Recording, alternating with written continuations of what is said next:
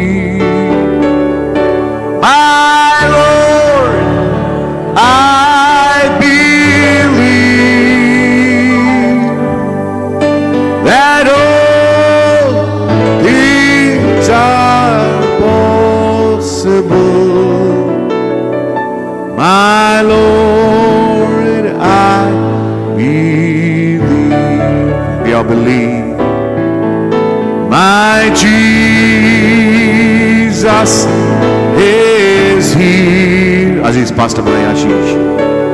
My Jesus is here,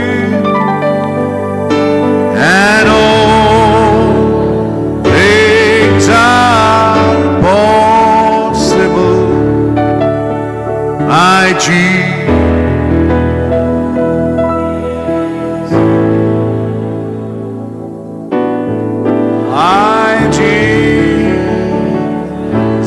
Is here.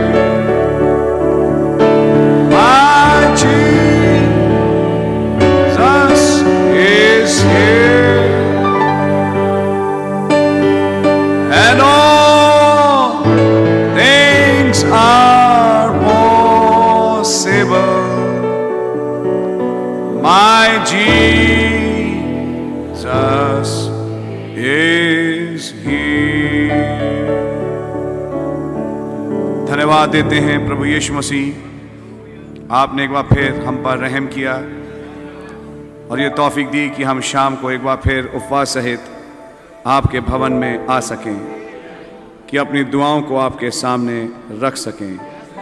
हमें विषय बख्शें। और खुदा, मैं जानता हूँ लोग तैयार होकर आए हैं। दुआ है प्रभु जी कि आप अपनी आत्मा से हमें भरें, और जब हम यहाँ से जाएं कहें भला हुआ कि हम प्रभु के भवन को आए। प्रभु यीशु मसीह के नाम से आमीन। निकालेंगे भजन संहिता उसका 80 अध्याय, साम 80।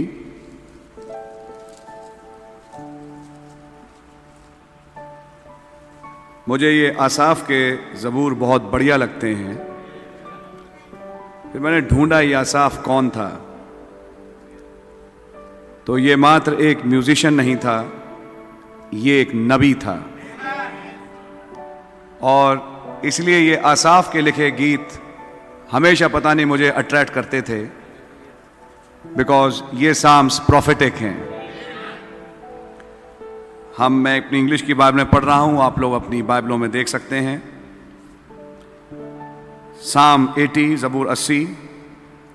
Give ear, O shepherd of Israel, thou that leadest Joseph like a flock, thou that dwellest between the cherubims, shine forth.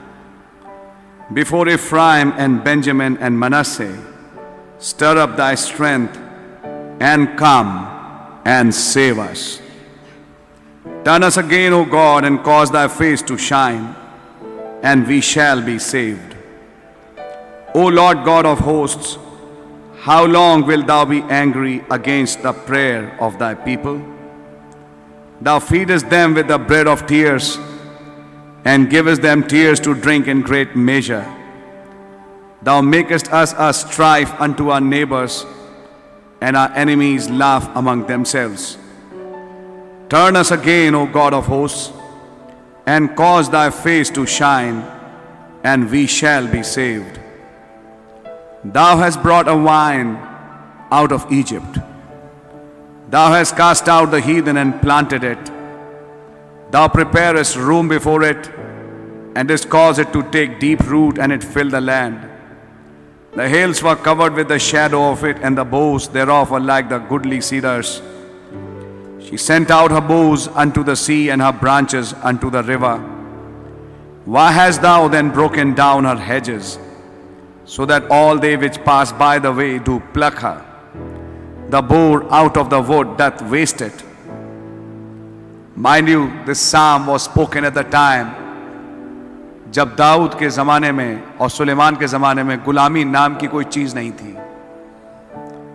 वहाँ हवा भी नहीं थी कि ये गुलामी में जा रहे हैं। नो, उस समय जब कोई हवा भी नहीं गुलामी की, ये आदमी भविष्यवाणी कर रहा है एक ज़बूर में कि आपने हमें छितरा दिया, हम छितर गए, हम बर्बाद हो गए, हम अपने पड़ोसियों के सामने एक मस्खरी का कारण बने, हमारी ओर लौटें। ये बात उस समय हो रही है, दुआ, जब कुछ नहीं है। दाऊद का राज, सुलेमान का राज क्लाइमैक्स है। ऐसे क्लाइमैक्स के टाइम पे जबकि कुछ नहीं है, सारा खाना पीना सब बिल्कुल नॉर्मल चल रहा है, ये आदमी ये ज़बूर बोल रहा है, ये भविष्यवाणी कर रहा है एक समय की जो आगे आने वाला था। रिटर्न वी beseech thee, मैं 14वीं आयत से पढ़ रहा हूं। Return we beseech thee, O God of hosts. Look down from heaven and behold, and visit this vine, and the vineyard which thy right hand hath planted, and the branch that thou madest strong for thyself. It is burned with fire, it is cut down, they perish at the rebuke of thy countenance. Let thy hand be upon the man of thy right hand, upon the Son of Man, whom thou madest strong for thyself. Amen. So will not we go back from thee, quicken us, and we will call upon thy name. Amen. Turn us again, O Lord God of hosts, cause thy face to shine, and we shall be saved. Lord Jesus, आपका धन्यवाद हो इन वचनों के लिए जो हमने पढ़े, इस प्रार्थना के लिए जो आसाफ ने आपके सामने रखी, जिसमें बहुत कुछ कहा गया किसी खास समय के लिए।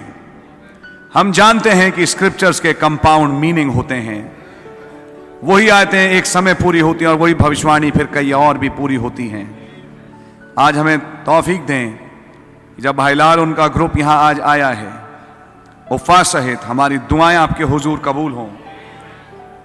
हमें विषय दें कि हम अपनी दुआओं को आपके सामने रखने पाएं, प्रभु यीशु मसीह के नाम से, आमीन। आप लोग बैठ सकते हैं।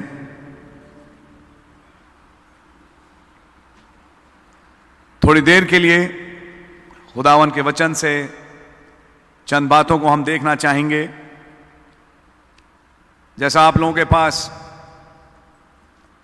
मैसेज पहुंचा होगा डैनियल, एस्तर, एजरा, ये सब पढ़ने के लिए, तो मैं विश्वास करता हूं आप सबने पढ़ा भी होगा और आप लोग तैयार होके आए होंगे कि मैं आज डैनियल के समान, एजरा के समान, एस्तर के समान अपनी दुआओं को खुदावन के सामने रखूंगा या रखूंगी। आमीन। God really bless you. आज सुबह मैं जब अपने कमरे में था, मैंने कहा प्रभु मुझे विषय दें कि आज शाम जब हम दुआ के लिए इकट्ठा हों तो हम दुआ में बोलें क्या। ये ज़बूर खुला और खुदावन ने यहां से बात करना शुरू करी। मैं चाहूंगा भाई हिंदी में पहली आयत से पढ़ें जरा। हे इज़राइल के चरवाहे, तू जो यूसुफ की अगुवाई भेड़ों की सी करता है, कान लगा। तू जो करूबों पर विराजमान है, अपना तेज दिखा। ये एक दुआ है। आए खुदा, आप जो करूबों के बीच में विराजमान हैं, हमारी दुआ पे अपना कान लगाएं।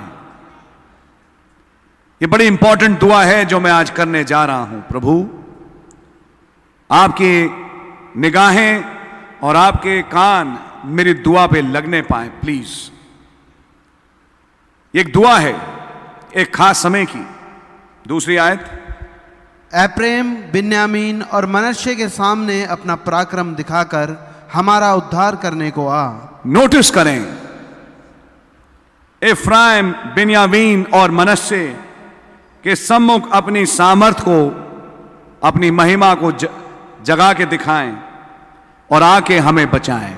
ध्यान से सुनिए प्लीज, बहुत इंपॉर्टेंट पॉइंट है जो मैं अब आपके सामने रखने जा रहा हूं। जिन्होंने मंदिर का नक्शा जाना वो जानते हैं कि पश्चिम की तरफ एफ्राइम, मनश्शे और बिन्यामीन थे। ये तीन गोत्र थे जो पश्चिम की तरफ थे। पूरब की तरफ यहूदा और इस्साकार और आई थिंक गाद या जबलून था। तीन गोत्र थे पूरब की तरफ। दान, आशेर, नफ्ताली हैं उत्तर की तरफ। ऐसी रूबेन, सामिन, गाद, हां ये थे दक्षिण की तरफ। लेकिन पश्चिम की तरफ मनश्शे, इफ्राइम और बेंजामिन थे। आसाफ दुआ में कह रहा है कि हे प्रभु, इससे पहले मैं आगे बढ़ूं, मैं प्रभु के सम्मुख एक छोटी सी क्षमा भी मांगूंगा। कल जब मैं मीटिंग ले रहा था, खुदावन मेरे इंटेंशंस को जानते हैं कि मेरे इंटेंशंस क्या थे, लेकिन मेरे मुंह से कोई एक शब्द निकला इफिसियों 5 को लेके कि ये मैं राइम को नहीं दोहराना चाहता। खुदा का कलाम राइम नहीं होता, लेकिन खुदा मेरे इंटेंशंस को जानते हैं कि मैं किस इंटेंशन में होके इफिसियों 5 के विषय में बोल रहा था। कि ये मैं हर शादी में इफिसियों 5 पढ़ी जाती है तो मैं उसको एक राइम नहीं बनाना चाहता हर शादी की, मेरा मतलब ये था। लेकिन इफिसियों 5 कभी भी खुदावन का वचन है और वो राइम नहीं है, वो खुदा का कलाम है। सो प्रभु मुझे क्षमा करें। और इमीडिएटली जब मैंने बोला तो एक पॉइंट मेरे को स्ट्राइक किया। थैंक गॉड होली गोस्ट है जो कि एकदम स्ट्राइक करता है। तो मैंने प्रभु से माफी मांगी। मैंने कहा प्रभु क्या आपके भवन में जाके भी इस माफी को मांगूंगा। सो खुदा उनका नाम मुबारक हो। ध्यान से सुनिएगा, इफ्राइम, बिन्यामीन और मनश्शे पश्चिम की तरफ थे और खुदावन से आसाफ दुआ में कह रहा है पश्चिम की तरफ से आप हमारे पास आएं, अपनी सामर्थ पश्चिम की तरफ से उभारें और आके हमें बचाएं।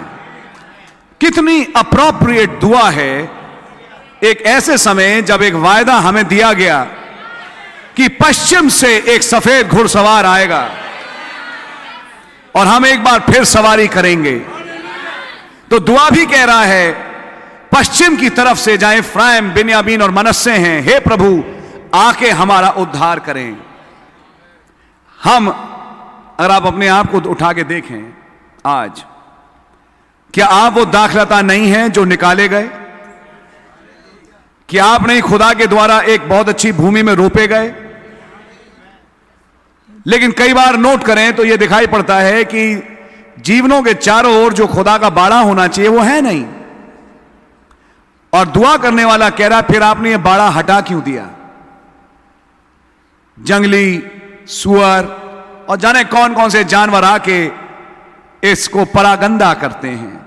अगर हम इसको इजराइल पे अप्लाई करें तो 42 महीने तक अन्य जाति उसको रौंदेंगे, लेकिन उसके बाद भवन पवित्र किया जाएगा। मैं बात कर रहा हूं इस समय की। और अगर आज अपने जीवनों को उठा के देखें तो तनज़ुलियां, परेशानियां और नाना प्रकार की चीजों में होके हम लोग अक्सर गुजरते हैं। और तब यह सोचने का विषय बनता है कि हे प्रभु, यदि आप हमारे साथ होते तो क्या यह सब होता? यह क्यों हो रहा है हमारे साथ? आपने ही हमें निकाला, आपने ही हमें एक बहुत अच्छी जगह प्लान किया, लेकिन आज जैसे डैनियल ने दुआ में कहा कि हमको कंफ्यूजन ऑफ फेसेस बिलोंग करता है, जैसे एजरा ने अपनी दाढ़ी नोच ली उन गुनाहों को देख के जो प्रजा में लोग करते थे। मैं सोचता हूं, क्या आपका दिल जलता है आज? क्या आपके हृदय में एक पुकार उठती है जब आप देखें कि जो स्थान खुदावन को जीवनों में मिलना चाहिए वो नहीं मिलता? और तब जब ये काम होते हैं तो खुदावन जो है वो एक बाड़े को जो लगाते हैं उस बाड़े को उठा देते हैं, और तब तरह तरह के जानवर आ रहे हैं और आपकी बारी को बर्बाद कर रहे हैं। यह बात है दुआ उस टाइम की जब बारी बिल्कुल ठीक थी, यानी यह भविष्यवाणी थी एक खास समय की, जब खुदा की दाख की बारी की ओर सर्प मुड़ेगा। अब आज इस भविष्यवाणी को सुने, जब खुदा की दाख की बारी की ओर अन्य जाति मुड़ेंगे। मैं आज उन अन्य जातियों की बात कर रहा हूं जो संदेश को नहीं जानते। एक ऐसा फिरौन जो यूसुफ को नहीं जानता था, कुछ ऐसे लोग जो खुदावन के डर को नहीं मानते, वो आके आपकी दाख की बारी को रौंदने की कोशिश करेंगे। ऐसे समय जब दबाव आए आपकी प्रजा के ऊपर, हे प्रभु पश्चिम से अपने प्रताप को उभार। क्या आज ये दुआ का विषय है? हे प्रभु, उस घुड़सवार को जिसके बारे में हमने सुना आप प्रकट करें। हे प्रभु, उस नए नाम को अब आप हम पर जाहिर करें। हे प्रभु, उस बेदारी को जिसके लिए एक नबी बाट जोता था हमारे पास भेजें। हे प्रभु, यह आपकी दाख की बारी है, यह आपने लगाई, और आज मेरी दुआ है कि अपनी बारी में लौट के आए। यह बात कर रहा है लौटने की। आप लौट के आए, अपना हाथ उस पुरुष पे करें जो आपके दाहिने हाथ है, यानी मनुष्य के पुत्र पे, क्योंकि उस घोड़े पे सवार कौन था? हालेलुया, मनुष्य का पुत्र था। और जब आपका मनुष्य का पुत्र उस घोड़े पे सवारी करेगा हम बच जाएंगे। यह है दुआ।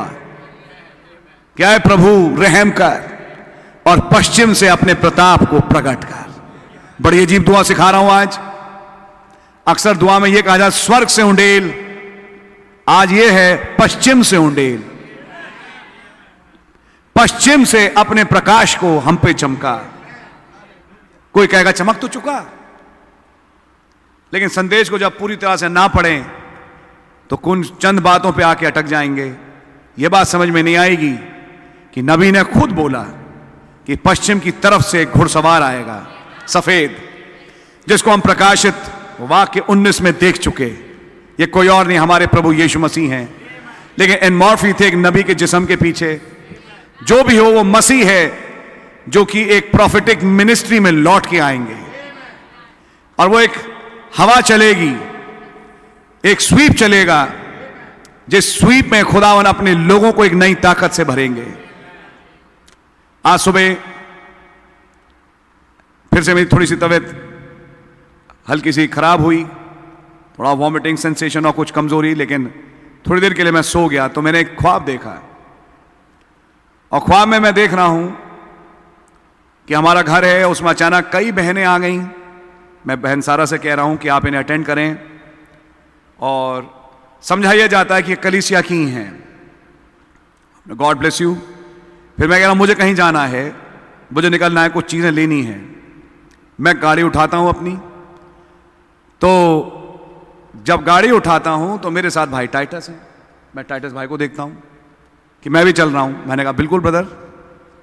अब मैं भाई टाइटस के साथ जा रहा हूं तो एक सुपर मार्केट है, और हम सुपर मार्केट में जाके गाड़ी खड़ी करते हैं।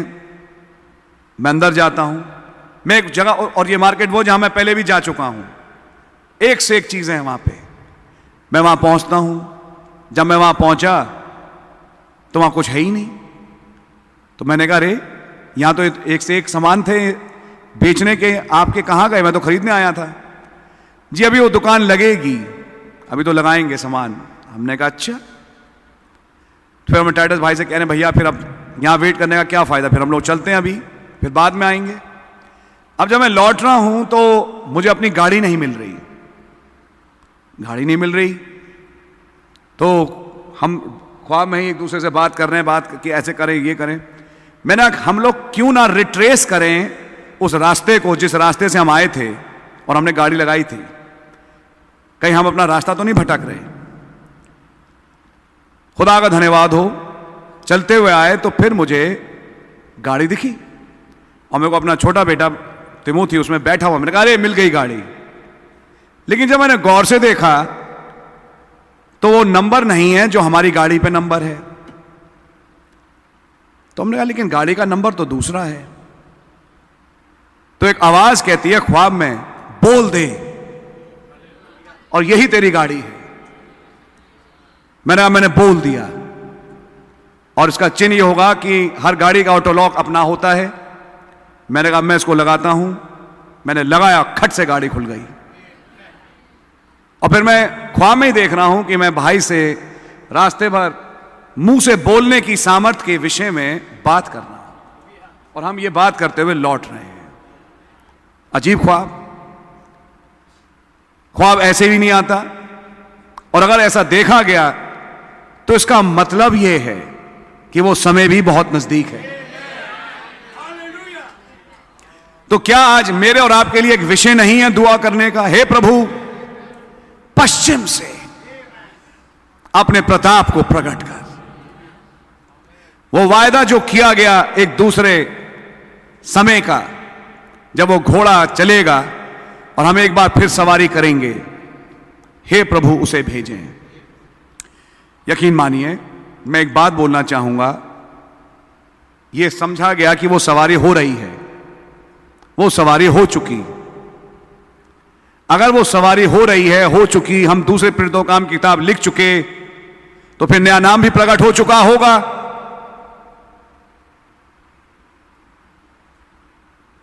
मारिए आपके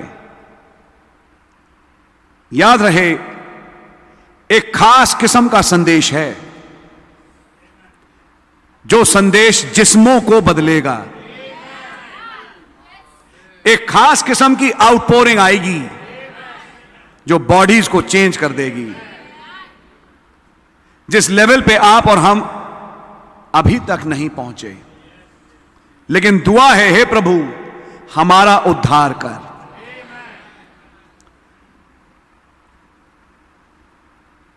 मैं खुदा का धन्यवाद देता हूं। आपने संदेश सुने, स्प्लाइसिंग सुनी, डीलिंग कट हुई, फिर डीलिंग शुरू हो, और तमाम चीजें आप सुन चुके हैं।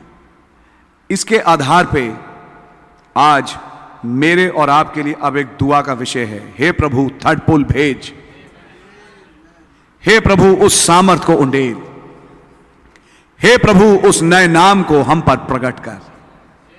क्या यह दुआ का विषय है?